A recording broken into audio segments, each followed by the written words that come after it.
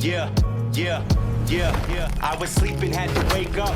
Why? Every reason I could think of. God, till the day I keep the ink up. What's up, YouTube? Today, we'll be looking at disturbing TikToks that'll make you question reality. So without further ado, welcome to Adam Strain Reacts. Let's get her done. This man right here, if his inventions were taken seriously, the world would be in a completely different place today. Victor Schauberger, born in the 1800s, had a strong fascination with water, forests, and the natural world. Through his years, he postulated that water is self-organizing and actually conscious.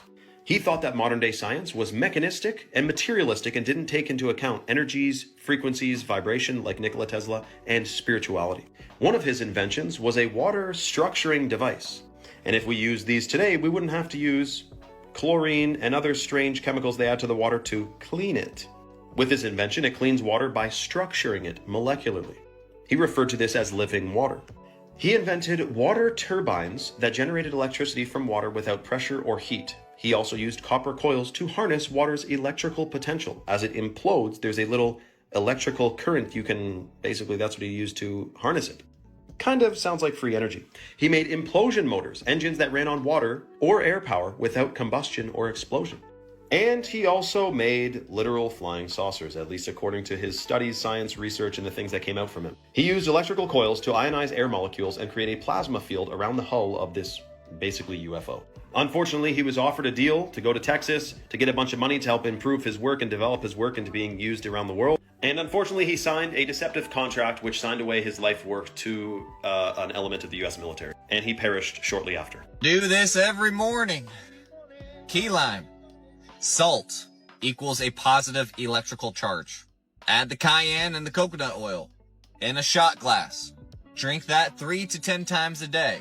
This is going to get rid of the yeast, mold, candida that's stuck inside of your gut that's causing your disease. Because all disease starts in the gut. And salt, cayenne, coconut oil, and key lime are some of the most magnesium and most powerful detoxification agents on the planet.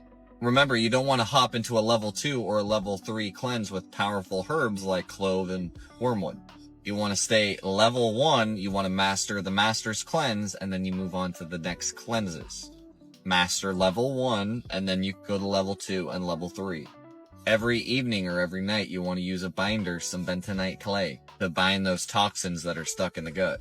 And remember to take 3 to 10 beef liver capsules a day to solve that copper deficiency that everybody has. While you detox, you have to be remineralizing or your detox will be in vain. It's also why we made y'all the Bible Health Book.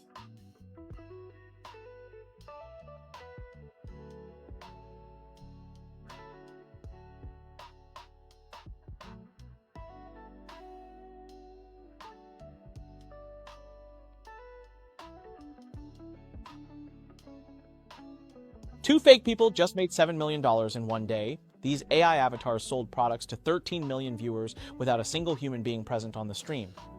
This isn't science fiction anymore. Luo Yonghao, a famous Chinese seller, created an AI version of himself that hosted a 6-hour shopping live stream. The avatar looked real, sounded real, and sold like crazy. The technology behind this is mind-blowing. Baidu pre-generated 8,000 different gestures, so the avatar could move naturally. They also fed it 13,000 product descriptions for perfect sales accuracy. But here's what makes this terrifying. The AI avatars were taking live questions from viewers and responding in real time. People were buying from robots thinking they were humans. This live stream made more money than most of Luo's human streams. $7.6 million in 6 hours proves that AI can sell better than people when it has the right data. We're watching the birth of digital salespeople who never get tired, never make mistakes, and can work 24/7. The future of commerce just got very weird. Terminator wasn't a movie. It was a documentary because the T-1000s, you know, those liquid robots, they're real. These shape-shifting robots can flow like water and squeeze through tight spaces, all without losing their structural integrity. Researchers at Seoul National University have created what they've referred to as particle-armored liquid robots, or PBs, blatantly rejecting the more obvious PALBOT acronym. It's essentially a drop of water coated with a dense layer of hydrophobic particles. This particle armor provides structural stability while maintaining the fluidity of the liquid core. These PBs can navigate complex environments, engulf and transport cargo, merge with other PBs, and even cross from water to land without losing integrity, allowing researchers to create most over-engineered Lemmings simulator possible. They're propelled using acoustic radiation forces, think basically sound waves pushing them along. But how do you coat a drop of water in hydrophobic particles that are repelled from water in the first place? That's the key innovation here. The paper describes by freezing water into cuboid shape, most people call ice cubes, and coating them with PTFE particles, then allowing the ice to melt, these researchers produced these cuter cousins of the T1000. The increased particle density achieved in this method enhances the mechanical stability, allowing the PBs to withstand compression and impact forces that would rupture less armored liquid robots. The research team hopes that these soft wireless robots may hold future use inside the human body to deliver drugs directly to where they're needed, like directly to a tumor site. 125 years ago, Coca-Cola was doing the math on its sales. I believe by that point it had already abandoned the cocaine content. It was just cola at that point. But once you name something cocaine cola, how do you ever walk back from that? You know what I mean? It's too good of a name. So they noticed something. People bought Coca-Cola in the summer, a little bit in the fall, a little bit in spring, not in the winter. People didn't think of it as a winter drink. So the Coca-Cola advertisers were like, well, wouldn't it be great if we could somehow trick people or convince people or talk people or coax or whatever, brainwash people into drinking Coca-Cola in the winter too. So here's what Coca-Cola advertisers came up with. They thought, what if we somehow worked Coca-Cola into Christmas? Now, I know what you're thinking, Christmas is such a big deal. Not back then. Back then, Easter was the big deal. Christmas was important. People would go do Mass to commemorate Christ's birth, but everybody's bored. The real interesting thing is to be killed, executed, and then come back 2 days later. That's fascinating, which is why people had focused on Easter. So what the Coca-Cola advertisers did was, they found a saint who was about to be decanonized, Santa Claus. The Catholic Church was like, he hasn't performed a miracle in a while, let's unemploy him. They grabbed him, they merged him with the story of Saint Nick, and then somebody got inspired. And the inspiration was to merge him with Kris Kringle. Kris Kringle was a Danish thief whose job in the day was a chimney sweep. He could pop his shoulders out and he could fit down a chimney. He would rob your house and then work his way back up, but you'd have a clean chimney. And they merged this together, but they then took St. Nicholas out. He was usually portrayed as a young man and skinny young man in green and brown clothing. They stuck him in Coca-Cola colors, red and white. They even decided to give him some pink in his skin to keep the Coca-Cola colors going. So they made him an old man so he could have white hair. And then they stuck him on the bottom. That's why periodically you'll see Santa Claus on a Coca-Cola bottle or a Coca-Cola can around Christmas time. Because they made him up. And they transformed Christmas.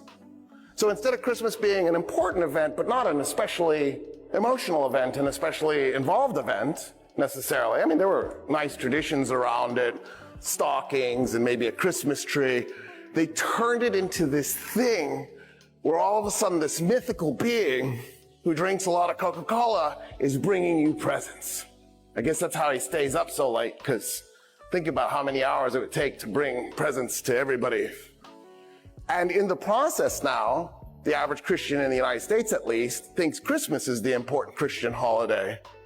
And it's forced other religions to think about what holiday they could promote during that time period, like Hanukkah. Hanukkah was never especially important. I mean, it's important, but not like, you wouldn't evolve like a whole bunch of time and energy and effort around it. But then, right, if you're Jewish and you're like looking at your kid going, we wish we had a Christmas tree, you need something to compete with this. And the next thing you know, there's a Kwanzaa, because a Coca-Cola advertiser is trying to get you to drink more Coca-Cola. They've changed our religion. They've changed our culture.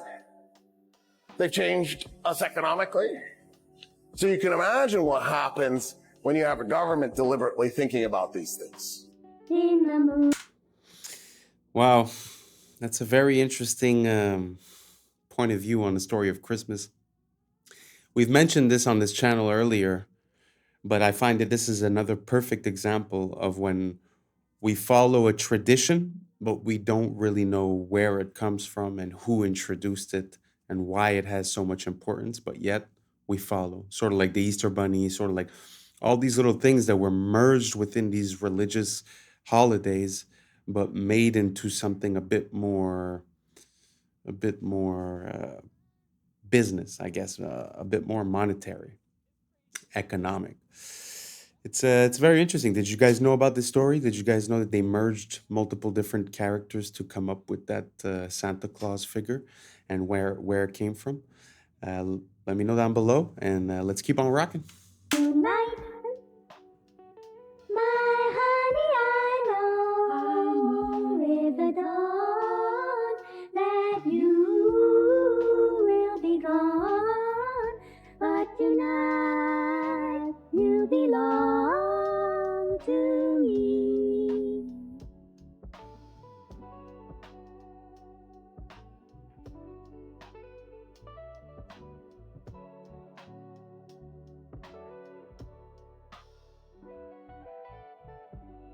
You can waste my time. Whatever you're thinking, this is crazier than you could think. First off, that's a flatworm and it's practically immortal. For an example, if you cut this bad boy in half, not only will the top half grow another tail, the bottom half will grow another head with a brain. But it gets better. Rock, paper, scissors, shoot. Rock, paper, scissors, shoot. Yeah! Because in a study, they cut this bad boy up into 276 pieces, resulting in 276 new worms.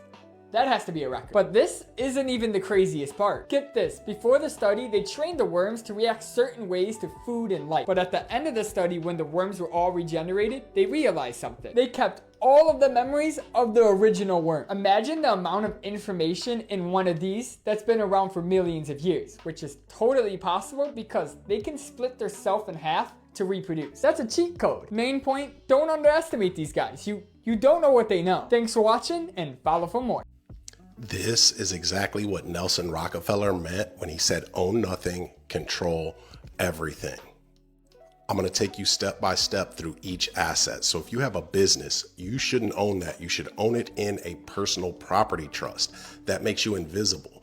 Your house or any investment properties, you want to own those in land trusts because you won't be seen as the owner. And then your money, you want to have a separate personal property trust bank account that separates your money from yourself. Now your money's invisible, but here's the kicker. You're not going to be the beneficiary of these three trusts. You're going to create a living trust that's the beneficiary of that.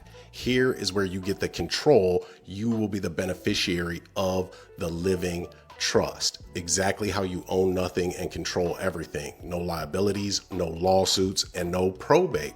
This is how the rich are playing the game by a different set of rules, okay? Now, if you want to learn more about this, you can head over to my profile and register for my free trust masterclass or comment the word trust. I'm going to switch from my... I'm new into looking into all this, putting your assets into trust to make them untaxable or unseeable, and also to reap all the benefits but have less of the legal responsibilities. So I'm going to be putting in some with time. If anybody has any info regarding that, very interesting, please share down below. Basically, the way that I look at it is that this is the way the people that have money have been operating since forever. And I think we sort of just became financially illiterate in a way where we just do what's normal. And what's normal is, well, I'm going to go open a bank account. I'm going to go do this. I'm going to go do that. But yet the way that our laws are set, we also submit to the legal bindings to all of those things. So operating on a different level, like with a trust that is separated from your legal persona, is very interesting to protect your assets and to basically operate in a different way. So I'm still looking into it. This is not legal advice, for entertainment purposes only. But if you guys have any info regarding this or some good sources, send me some videos. Don't hesitate. And by the way, everyone who's been sending me videos to add in, I truly appreciate it. I've been going through them. I'll probably do an exclusive video in maybe a few videos. So keep them coming, and let's keep on rocking. A normal, healthy diet, pretty healthy. I eat about 20% ultra-processed food to an 80% ultra-processed food diet. So he's going to eat the standard American diet for 4 weeks. Let's see what happens. Your weight went up by 6.5 kilograms in 4 That's 14 weeks. pounds. And your body mass index went up by 2 points, which took you into the overweight range. And then the body fat went up by 3 kilos. That's And what we 6.6 found pounds. is that the hunger hormone in your blood Ghrelin. went up by 30% once you've been on the diet. So that's why I felt hungrier. Yes. And what about the hormone that makes me feel full? We saw a decrease in the fullness hormone. So you've got a double whammy. Comparing these scans has revealed that my diet has linked up the reward centers of my brain with the areas that drive repetitive automatic behavior. So eating ultra-processed food has become something my brain simply tells me to do without me even wanting it. That's an addiction. This is terrifying, isn't it? I was I really surprised. didn't surprised. expect this when I came in this morning. No, Are you surprised by I was this? surprised by the changes in the MRI scan. Really surprised. With just 4 weeks. Crazy. This yellow. I mean, we know that food has chemicals inside of it, but because we believe in the good intentions of people, we probably say to ourselves, well, look, if there's chemicals, it's probably for conservatives. It's probably to make it last longer. It's probably for, right? But what they were speaking about is a bit more intense, because it seems like it's almost like brainwashing your body through the chemical compounds. And at that point, I guess you'd start saying that, like he was saying, it's an addiction. You could actually start saying that these chemicals are placed in a way to create a drug to which you become accustomed and then addicted to. So it's pretty interesting. We do say you are what you eat. So I'm guessing if you eat drugs, you're a drug addict, you know. So we get addicted, the reward center of our brain gets changed, and then our habits change. It's very interesting. I mean, this whole waking up process to me is about doing things with purpose. It's about being the one in charge of the decisions and knowing why, you know? So when you do something, you know the reason why you're doing it, and you know that the results and the outcomes are something that you're looking for. So I guess you could call it discipline. But I know it's hard. I know it's not easy. What do you guys think? Do you guys think that it's just up to people to make the right decision? Or do you think that maybe the food is influencing people into continuing bad decisions and affecting their body in a negative way, like the fat index and all that stuff that went up within 4 weeks, right?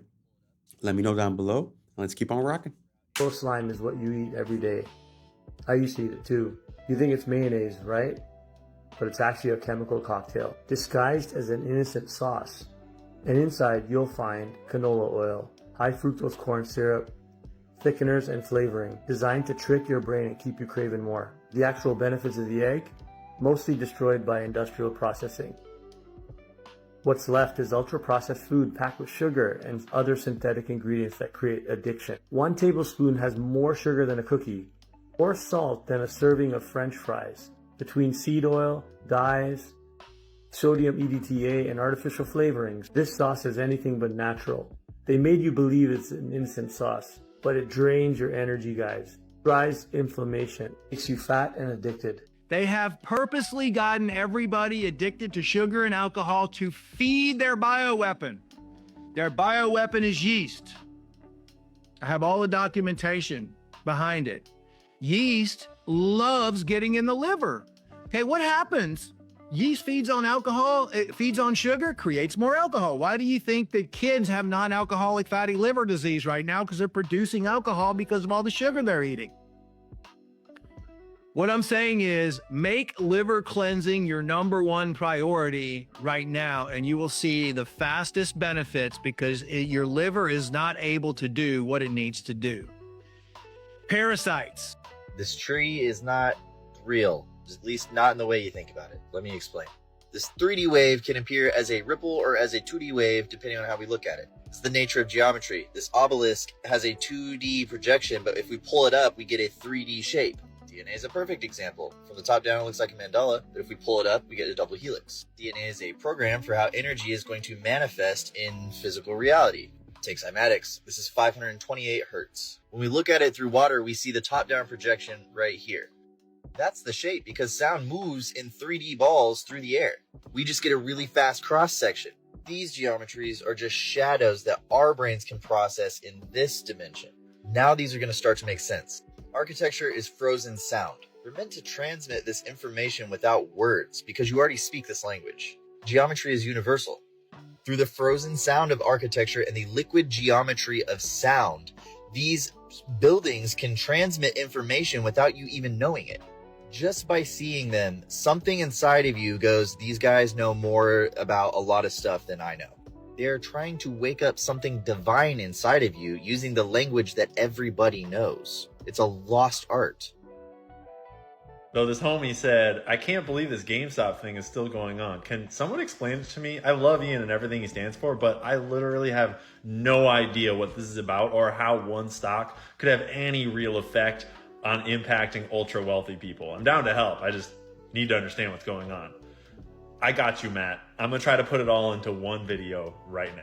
I've made lots of videos about pieces of this, but I'm gonna try to actually explain the real thesis of what's going on and why GameStop very well could affect the entire market, bring down corrupt financial institutions on a big scale. But I gotta put my hair up for this one. Okay. Don't get scared of charts. We're going to keep it really simple. When you buy stocks normally, you're buying at a lower price and you're hoping it goes up so you can sell it and make some money, right? Well, there's no rule in the stock market that says you're not allowed to borrow something from someone, right? So you're allowed to borrow shares from your homie.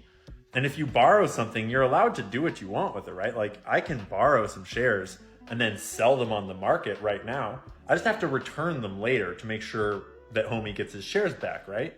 So you're allowed to do this thing called short selling where you borrow some shares from whoever right now and you sell them at the market right now, hoping actually the price will go down. And then later you'll buy some and return them to your homie. And you actually make money because you return them for less money than you actually made when you sold them in the first place. So short selling is this thing where you can bet the market will go down and it's like taking out a loan. And when the market goes down, then you close out the loan and you make some money. You have to pay a little interest to keep that loan open, but you can make a lot of money doing that. Especially if you see a company that's obviously going to die because it's a failing business model and you want to make some money while it dies. But you want to be really careful because if you have all these loans open and you're paying interest to keep your loans open, you're hoping the price goes down, but then it starts to go up a lot, you could lose a lot of money because you'd have to buy them all back at a higher price to pay back your loan, and you had to pay interest to keep your loan open. And prices can go up infinitely, theoretically. So short selling is pretty dangerous, and everyone knows that. And back in the 90s, all these rich people at Bain Capital, like Mitt Romney, they realized that they can actually take companies down from the inside and basically loot a company from the inside, take all its money, give it to them and their buddies, the shareholders, and then bankrupt it and leave. And there's not really any consequences. You just buy into the company, buy a bunch of shares, get yourself on the board, take it over, start hiring people that'll do what you want, mismanage it, do a bunch of buybacks so the money gets paid back out to you and the shareholder buddies. And you can really just mismanage the company into the ground and basically loot it for all it's worth. And when it goes bankrupt, it's like, oh, well, whoopsies, it was destined to fail. We'll just move on to the next company, whatever, my mistake. And they made billions of dollars doing this to Toys R Us. And everyone else was looking around like, damn, that was a pretty solid strategy, Bain Capital. Maybe we could do that to some other companies. And this was just after the dot-com bubble happened. And so there's this whole internet thing. Amazon was on the rise. And everyone kind of realized, there's all these retail stores out there that are probably in big trouble, like Blockbuster and Sears and GameStop. Companies that are bound to fail. So why don't we make them fail faster and profit off of that? Plus, it turns out that these dudes that work at places like Bain Capital that can take these places down from the inside out, turns out they have a lot of friends in the market that like to short sell. And the thing about supply and demand is when I'm borrowing like thousands and thousands and thousands of shares and selling them into the market right now, all that selling actually makes the price of the stock go down. Because like when everyone's selling something, it gets valued less. But when everyone wants to buy something, the value goes up, right? So short selling actually makes a stock's price go down.